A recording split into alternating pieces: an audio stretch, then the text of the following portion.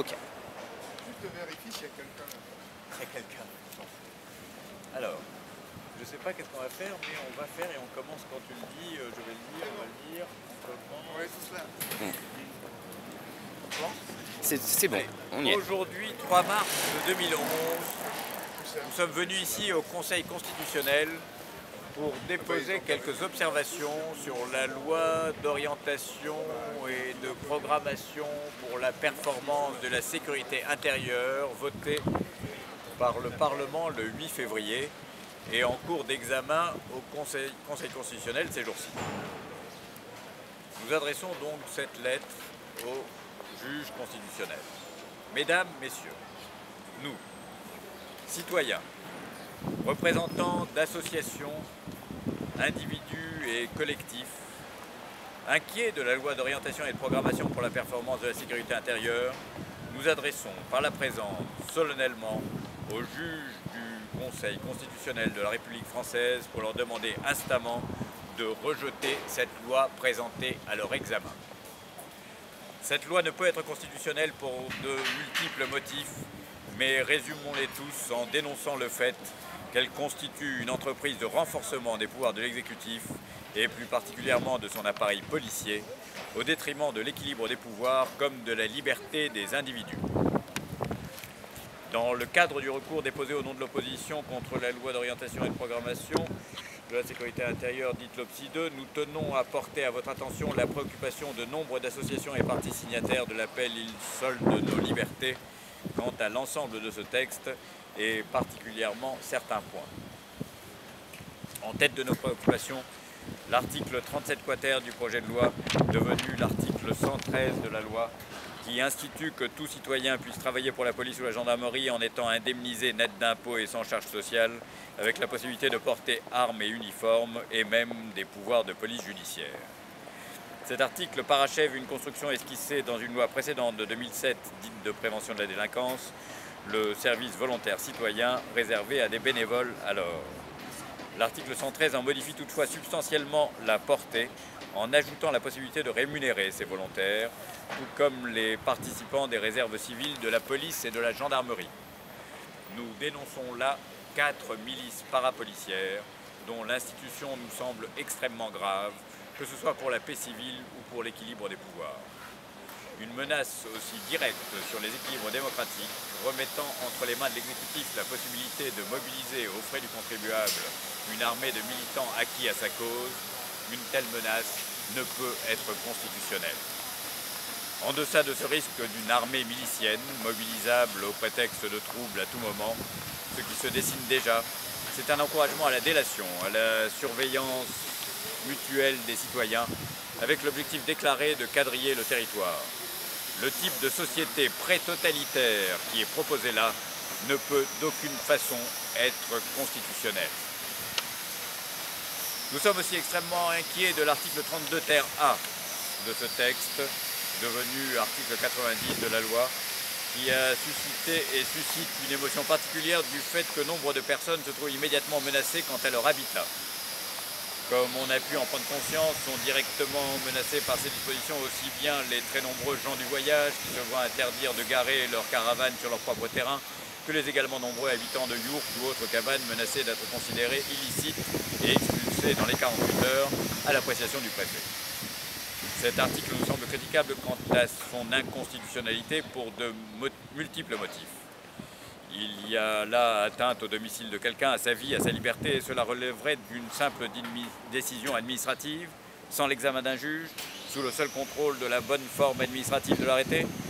Nous mesurons le manifeste excès de pouvoir par les effets potentiels d'une telle mesure, si l'on imaginait par exemple qu'elle s'applique sur tout le territoire, mettant des centaines de milliers de personnes sur les routes, à la rue.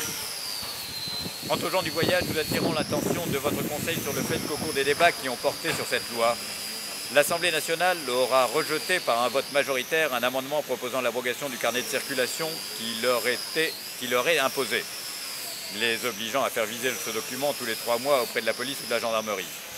Ce dispositif discriminatoire, manifestement anticonstitutionnel, perdure depuis un siècle sur le territoire de la République.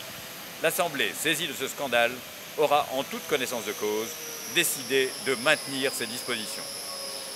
Le problème de constitutionnalité que contient cette disposition qui institue deux régimes distincts de citoyenneté est si grave que nous invitons votre Conseil à se prononcer, y compris sur cet amendement rejeté au cours des débats par le législateur. Parmi les articles particulièrement choquants de cette loi qui en compte tant, les articles 36A et B du projet de loi, devenus articles 100 et 101 de la loi, qui prévoient la possibilité de rendre la justice en visioconférence pour tous, article 100, et y compris pour les étrangers menacés d'expulsion, article 101. Ainsi seraient installés dans les centres de détention provisoire comme dans les centres de rétention administrative des tribunaux virtuels où le justiciable ne pourrait voir ses juges et n'être vu par eux qu'à travers une caméra et un écran. D'ores et déjà, une telle salle de tribunal existe dans le nouveau bâtiment du centre de rétention de Roissy, attendant cette loi pour entrer en fonction, puisqu'elle est illégale jusque-là, ainsi que la Cour de cassation a pu le confirmer, sans suffire à dissuader de faire ses travaux, semble-t-il. Cette disposition est simplement inacceptable pour le sens commun. Est-elle inconstitutionnelle? Elle abolit la justice elle-même. Il est bien dit qu'on a droit à un procès équitable, et la visioconférence l'exclut par définition. Est également inconstitutionnelle toute mesure qui tend à soustraire les audiences de justice à leur obligation d'être publiques, sauf exception fortement motivée permettant le huis clos. C'est bien pour ce motif, parce que la justice doit se rendre sous le regard du peuple, que les palais de justice sont généralement situés au centre des villes. La salle d'audience virtuelle de Fresnes ou de Fleury-Mérogis ne remplira certes plus la même fonction. C'est la légitimité même des sanctions judiciaires qui est ici remise en cause. L'article 24 sexy du projet de loi, devenu article 51 de la loi, qui pénalise les marchands à la sauvette à hauteur de 6 mois ou 1 an de prison ferme et 3 750 ou 15 000 € d'amende, criminalise la misère. Une telle mesure est contraire à l'esprit même d'un contrat social. La loi qui enferme les pauvres en prison parce que leur vue dérange les riches est une loi des riches contre les pauvres, et une telle chose ne peut aucunement exister dans un contrat social d'égalité et de fraternité.